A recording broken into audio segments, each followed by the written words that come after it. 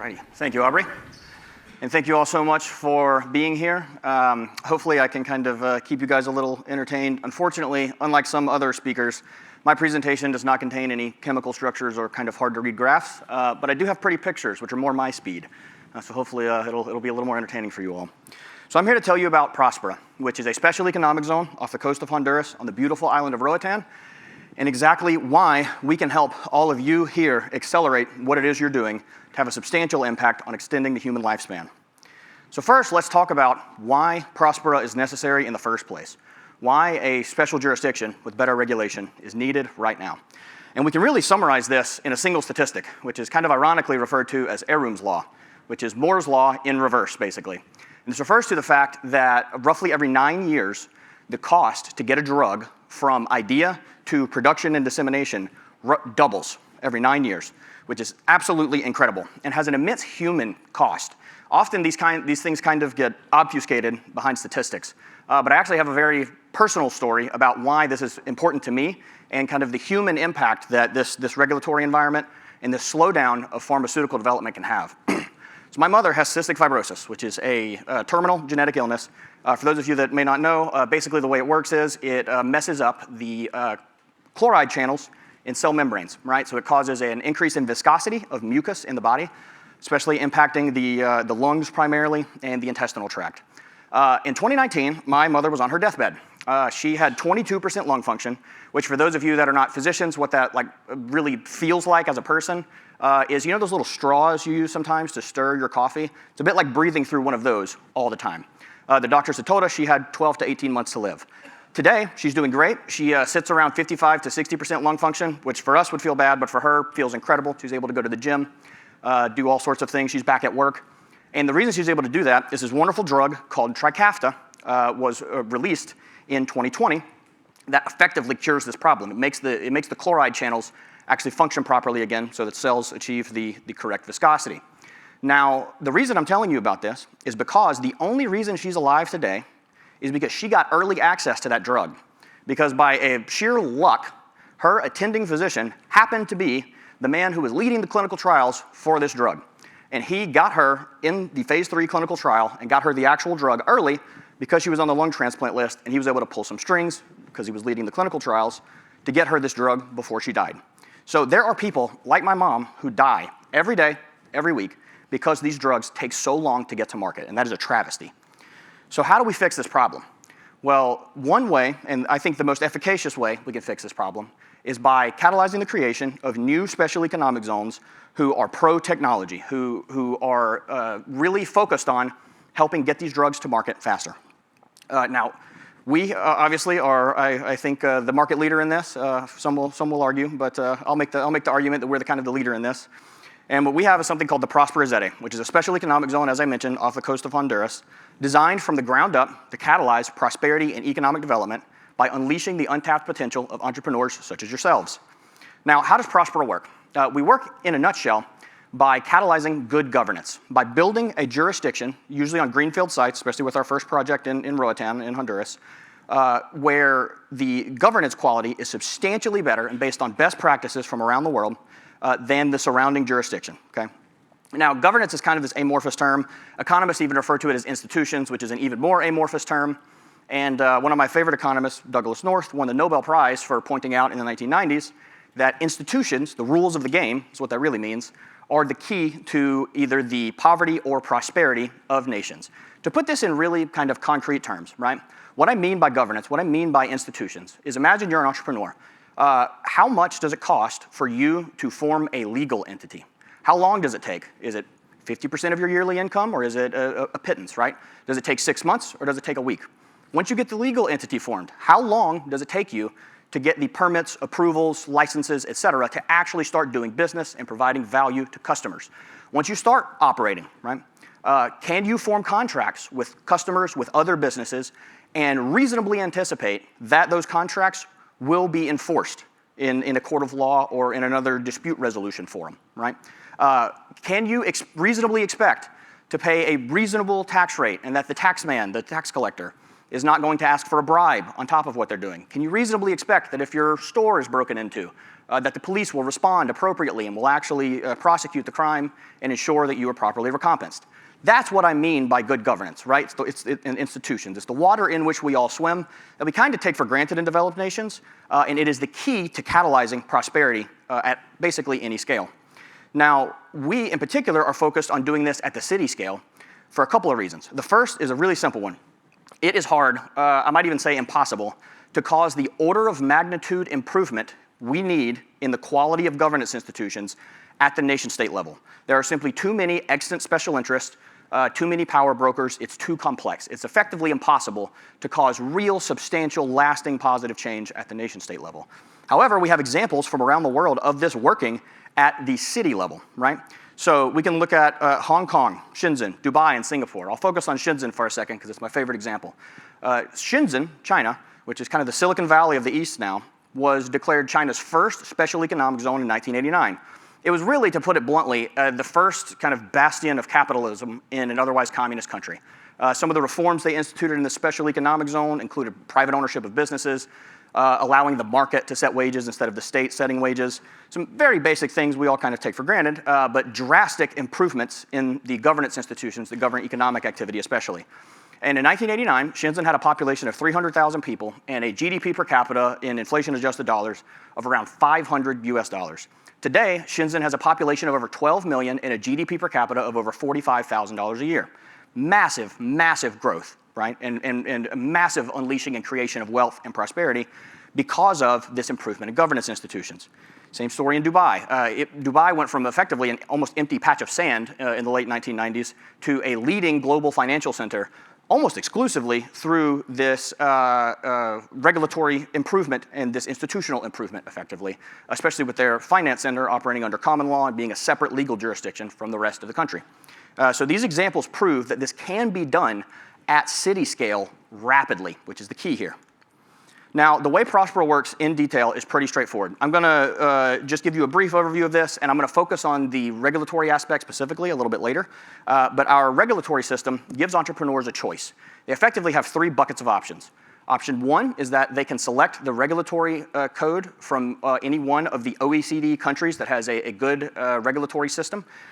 They can choose to operate under our default regulatory code we call the common law option, or they can propose their own regulatory code, at which point the Próspera Council, which is the governing entity of the special jurisdiction, will then review those, have them inspected and commented upon by subject matter experts, and will either approve or disapprove that. And if approved, that new regulatory code then becomes an option for both that business and any other business operating in the same industry.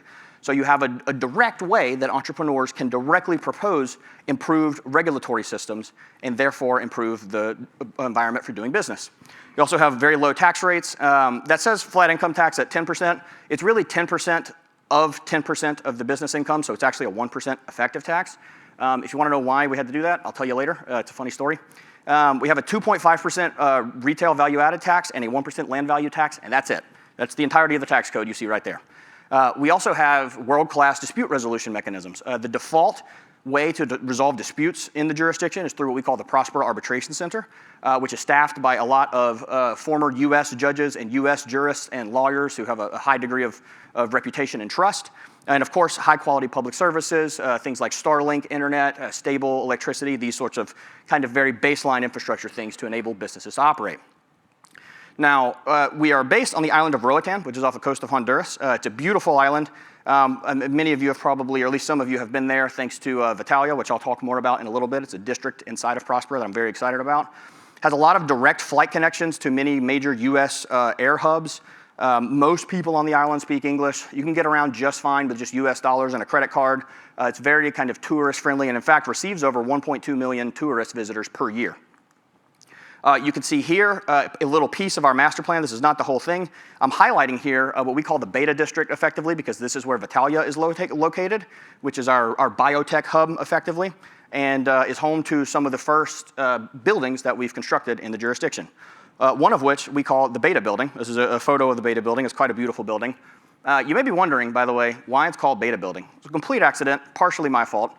We internally called it a beta test of our jurisdiction, right? Our product is governance, right? This is the first building being constructed. So we're testing in real time ourselves, like, did our labor law work, or did it create some sort of weird corner edge cases, right? Do our building codes and everything work as intended? It was a beta test of the jurisdiction. Unfortunately, the name then stuck after that, so it's still called the beta building, which I don't like, but that's my fault. We have also just recently finished construction of Duna Tower. This is a 14-story tower that has wonderful views, as you can see here, of the Mesoamerican Barrier Reef, which is a few hundred yards off the coast there. It's the world's second largest barrier reef, a beautiful brand new building that includes a commercial plaza and a bunch of really interesting stuff. And over a dozen people have actually taken ownership of their condos in this building this week as we speak. We also have a pristine bay resort that is part of the jurisdiction, directly adjacent to that beta district I was just describing. This includes a clubhouse, over 80 villas, a hotel, 2 restaurants, a dive shop, the beach club, which includes a beautiful co-working space with fast internet. It's really just a fantastic, beautiful place that photos don't even do it justice. You really have to visit to get the full effect. It's a wonderful place. And you can see here kind of what some of our latest renovations and improvements look like in some of the common areas of the resort that is part of the jurisdiction. I also want to include, I tried to include as few renders here as possible because I'm tired of showing people renders now that we have actual buildings. But I wanted to include these specifically because this is what the future of the Vitalia district, which will be, our biotech kind of focused hub, are going to look like. Some lower cost, high density housing that are currently in the planning and conceptual phase that will be coming over the next few years. Now that I've proven to you this actually exists, let me tell you a little bit more about specifically how the regulatory environment works, because that's critical to what you all do. I laid out earlier how entrepreneurs have a few choices, right? Now this may have immediately brought to mind the question, how does enforcement work in that case, right? Seems like it'd be a tough problem to crack. And what we've done here, if I do say so myself, I'm pretty proud of, is fairly innovative and creates effectively a market mechanism for determining the optimal level of regulation. It really has 2 active pillars. The first is that any valid resident of the jurisdiction, by law, has the right to be able to sue any business in the jurisdiction for violating their regulatory code. So imagine for a moment, I walk by your pharmaceutical manufacturing facility and I see you pouring cyanide in the pills. I don't know why you're doing this, but just bear with me. Well, obviously, you're probably violating a regulatory code of some sort, any election you would have chosen. And I, as a good citizen in good standing who wants to make sure you're not harming people, could sue you at the Próspera Arbitration Center for violating your regulatory code, and I would receive the damages as a result of that. Okay? Now, this applies to any valid resident of the jurisdiction. 2 is our regulatory insurance model. So don't get too scared when you hear insurance. I know Americans are probably cringing immediately because we all hate insurance, but this is a little different. The way insurance works in Próspera is I call it regulatory insurance. Every business is required by law to obtain this insurance. What this insurance covers is any damages that might be found against you in the event that you are sued for violating your regulatory code. So this means the insurance company is on the hook financially for making sure you stay compliant with your regulatory election. What this means is, over time, as more insurance companies are formed, as more companies go through this process, and as more arbitration happens and more disputes happen, that kind of find the optimal level of regulation, right? Because an insurance company is not going to want to over-regulate you, to inspect you every other day and have to pay subject matter experts to come look at what you're doing day and night all the time, because that costs them money. On the other hand, they're not going to want to just let you run free and say, do whatever you want, I don't care, because then they're going to have to pay for the damages that you inevitably cause as a result of you violating your regulatory code. So over time, what this means is the optimal level of regulatory enforcement becomes the equilibrium within the jurisdiction. And we already have a case study of this working effectively. One of the first companies to start operating in the jurisdiction that is doing quite well is called MiniCircle, and they're a longevity company. They have a follistatin gene therapy that is an anti-aging treatment, effectively, a longevity treatment. They've already gone through phase 1 safety trials, and they had a cost reduction on that in the jurisdiction of over 80% relative to what they would have been paying had they done so inside of the United States. And people like Brian Johnson and some other people have flown down to the island to get this treatment. You can fly down and get it right now, effectively. You can think of this as another kind of mental frame, as almost a default right to try, right? This was mentioned earlier with the AMA talk.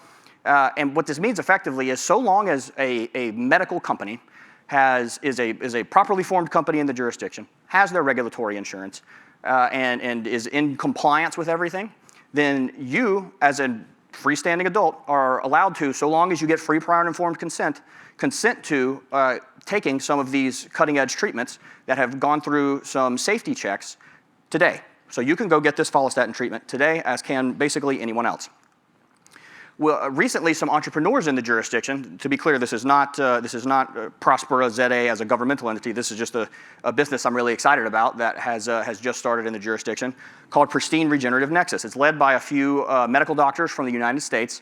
And what Pristine Regenerative Nexus does is help biotech companies go through the whole process from ideation to clinical trials, through crowdsourcing patient recruitment, bioanalytical services, everything you need, effectively, to be able to take your idea from idea to reality in phase 1 and beyond clinical trials through the jurisdiction, including something they call a We Treat clinic, which I think is pretty cool.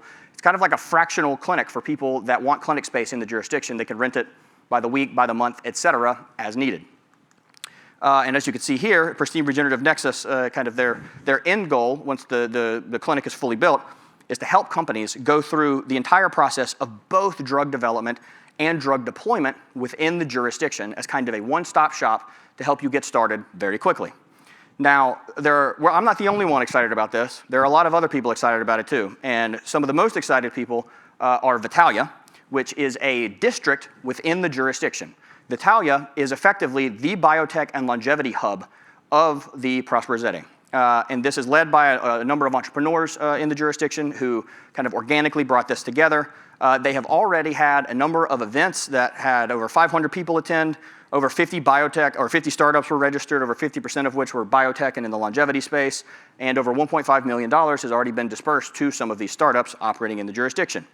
You can see here it attracted some of the world's best and brightest people in this space, Naval, Balaji Srinivasan, Brian Johnson, Aubrey, Alex Tabarrok, Tyler Cowan, a bunch of people who are just as excited as we are about medical innovation and kind of expanding the scope of what's possible in this space. And Vitalia has already spawned a number of really cutting-edge, cool biotech startups that are at various phases of development in the jurisdiction, from a company attempting to 3D print human organs, cybernetic implants, some gene therapies, DNA information preservation, a bunch of really cool cutting-edge stuff that's already taking advantage of this regulatory framework I'm talking about. Now, the 10-year goal for both Vitalia and Próspera is to have over 100,000 physical residents in the next 10 years, supported by an over 1 million person strong online community, to help biotech companies and longevity companies like yourselves get to market from idea to being able to start doing some medical tourism with these products in less than 6 months instead of over 10 years, and to have over 1,000 of these developed over the next 10 years within the jurisdiction. So I invite you all to come join us, to come accelerate your progress with us, and to come join, especially with Vitalia, a community of like-minded people who are working on the same things you're working on and who are working on extending the healthful human lifespan alongside you. Vitalia has a summer program from July 1st to the 31st, which you can, I invite any and all of you to apply to. They have some fellowships for this program as well, so if you're tight on cash, for founders especially, they'll be able to help you get there and take part in these programs. And if you're interested in learning more about the Pristine Regenerative Nexus, you can scan that QR code as well, and these QR codes will take you to the respective signups for these two services. So thank you all so much. I'm happy to answer any questions you have.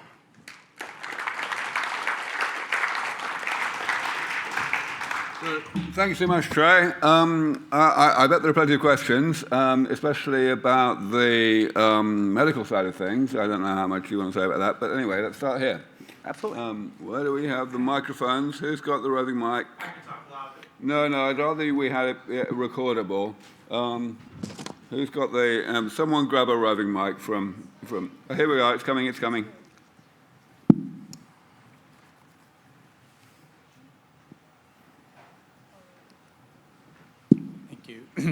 Okay, I have a quick question and a slightly bigger question. Quick question is, please, what kind of a medical infrastructure are you planning on putting together over the next several years? And then the second question is, I've been reading, I love this idea. It's so fantastic. I'm like all wired up listening to your talk. I did some research last night after just hearing about it. And I know there's been a kind of a sea change in the Honduran government, and they've really been sort of trampling all over everything you all had agreed to. And I'm wondering, is there maybe any possibility of threatening the Honduran government with competing Próspera in a neighboring country and saying, listen, if you fool around and find out, we're just going to move shop and you are going to lose all this prosperity. Like to threaten them to say, look, back off. We had an agreement. This is good for you. Don't mess around, right? Sure, absolutely. So I'll answer your first question first. Literally, as we speak, there is the clinic facilities for Pristine Regenerative Nexus I mentioned are under construction in the beach club there in the Pristine Bay Resort. Those will be done in the next couple of months or so, and that's a full clinic facility that will enable the treatment of patients, drug compounding, a bunch of different stuff. It's kind of the first bastion of that. We also already have the designs for and are in the planning stages for another cluster of clinics designed by Zaha Hadid Architects. They're absolutely beautiful buildings that will be in the same general area, but a much larger footprint to allow for a lot more companies to operate simultaneously. To your question about the disputes with the Honduran government, and for context for those of you who might be unaware, there was a change in the Honduran presidential administration that was, to put it nicely, not very friendly. They were not a fan of what we're up to or capitalism more broadly, to be honest. And luckily, we have kind of overcome this hurdle so far in a pretty resounding manner. They have not shut us down. They have not done much of anything to slow us down, in fact. They attempted to repeal the laws under which we are operating, but through some quirks of the Honduran legal system I can explain and some legal protections we had in place, we're unable to do so. And we have also filed an arbitration suit against them in ICSID, which is the International Court for State Investor Disputes at the World Bank, for roughly 20% of their annual aggregate GDP. To make sure that they do not continue to try to follow through on these threats. And we have been completely successful, effectively, in repelling those attacks so far. And talks with the Honduran government are still ongoing there, but everything's going quite well. And as you can see from those pictures I was showing are like 2 or 3 months old. So there's still a lot going on, and we're still building as quickly as we can. So Trey, you are definitely holding the record for the number of hands up that we have. So we have like 5 minutes left for questions. So I'd like you to give short answers. Absolutely. Right. Okay, let's just start from the right. Yeah, Richard Barker, I'll be very quick. Thanks for a great presentation. As I'm sure you know, the word regulation has a very specific meaning in the biotech, biopharma world. Talk us through very quickly how the people who are taking up residence there are talking about how products are going to be approved in the jurisdiction, but more importantly, beyond it. Absolutely. It's a great question. So residents as a whole, and especially people kind of focused on this biotech realm, are talking about this, really focused on the kind of speed with which they can get through these kind of phase 1 trials, especially. Because effectively what happens is they form their company, they make the regulatory election, they get the needed regulatory insurance, and after they're able to do that, pending the kind of specific terms about the specific kind of audits and compliance required by the insurance company, they're able to move very quickly. So the general atmosphere and conversation around this is just about the speed with which people are able to move in a safe and efficacious manner. I forget the second part of your question, forgive me. Well, regulation equals approval. Correct, yes, thank you. Yeah, that's exactly right. So this is like an active area of development right now. One goal of Pristine Regenerative Nexus is to help these companies as they're going through especially phase 1 safety trials out of the jurisdiction to do their data collection and documentation in such a way that it will be compatible with what the FDA demands in the United States specifically. We even have a few former FDA officials who are part of that operation to make sure that what they're doing will be compatible with the FDA. Now, to be clear, no one has done this yet. So that's a kind of upcoming hurdle that we'll see exactly how it goes. But I'm quite optimistic because other jurisdictions have succeeded in doing similar things. Next. Yeah, thanks, Trey. You started with focus on good governance, which is excellent, but then you cited sort of foundational pillars being Hong Kong and Shenzhen, both of which have absolutely zero freedom of expression, political expression, zero freedom of the press, both of which are foundational pillars of good governance. So there's some sort of red flag there, no? Yeah, sure. No, I agree with you. I only have so much time, so I can't talk about all of the freedoms that Próspera has. I use them as examples for economic good governance because, again, the kind of talk and what we're focused on here is the environment for doing business specifically. But Próspera has a Bill of Rights similar to the United States Bill of Rights, but a bit more robust that ensures absolute freedom of expression, freedom of association, anything from forming protests to forming unions, et cetera. You can find all of our regulation and read it for yourself. It's all kind of published online, including this Bill of Rights. So I completely agree with you. That's the massive downside of using those as examples. Unfortunately, this is both a double-edged sword, but like no one in the world is as free as Próspera. So I don't have an example to point to that has both good economic governance and institutions and good civil liberty and institutions. Thanks. Next. Yeah, I can be very quick. So thanks a lot. Love what you're doing. There are, of course, special economic zones which have failed in the past. So what do you see as the biggest risk, and how do you plan on overcoming them? Absolutely. So I spent a long time looking at this when we very first started, because this was obviously one of our biggest concerns, right? To look at special economic zones around the world that haven't worked out and figured out why. What we found very quickly is there's a couple thousand of these around the world, and to put it in a 30-second bite for you, they effectively do not have very much institutional improvement at all. If you go look at special economic zones, say in some European countries, in Africa, in the Far East, they often just have like some small tax breaks. They maybe have they add 1 or 2 people to help process permits a little more quickly. But what we found is the thing that makes these things work is a total holistic improvement in governance institutions, not just changing like a little tax rate here or a little approval process here, but a holistic approach to improving governance is what makes these things work, combined with partnering early on with specific industries to kind of prime the pump of the jurisdiction, if you will, to get those early movers to move in. So I think we have time for one more. Trey, it sounds very interesting and exciting. You mentioned about the need for insurance. How do you ensure that the insurance people behave well? Because historically, many people may say, we'll give you insurance for low cost, but when the time comes to pay out, they've gone bankrupt or they've vanished overseas, done a Sam Bankman-Fried and invested the money irresponsibly. Absolutely, great question.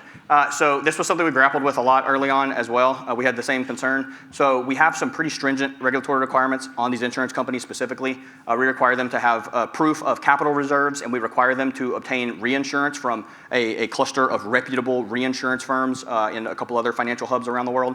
I can go into more detail on this later, like one-on-one if you like, but effectively we have some tight regulations on the regulatory insurance companies very specifically to ensure we avoid exactly what you're describing. Because you could have a scenario, right, where somebody's like, oh, I set up an insurance company and now I'm going to insure myself. Things like that are just would kind of be an attempt to get around the rules that we don't allow them to do. So thank you so much. Thank you.